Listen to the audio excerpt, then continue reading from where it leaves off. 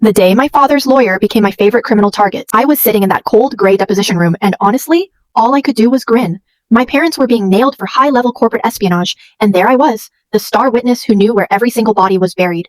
The tension was thick enough to cut with a dull steak knife. My attorney, a straight shooter named Miller, had spent weeks prepping me, but nothing prepares you for the moment you look your old man in the eye and realize he's still trying to intimidate you from across the table. The opposing counsel, this guy named Harrison, stood up. He was wearing a suit that probably cost more than my entire college tuition. He leaned in, real slow, and asked, "Tell me, Caleb, do you really expect this jury to believe you were just an innocent bystander in your father's consulting firm?" I took a breath, counting back from 10, just like my therapist taught me. "I wasn't a bystander," I said, my voice steady. "I was the kid who had to clean the special shredder every Friday night." Harrison smirked, a real nasty, arrogant look. "And did you ever look at what you were shredding?" I leaned forward. My heart was pounding, but my head was ice cold. "Once," I whispered. "I saw a series of offshore wire transfers, totaling over $400,000, and I remember the name on the receiving end because it was a very distinct law firm." The room went dead silent. You could literally hear the clock ticking on the wall.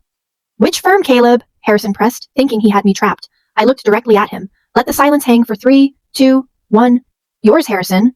The guy actually dropped his gold-plated fountain pen. It hit the floor with a heavy clack. I started to chuckle, then it turned into a full-blown laugh.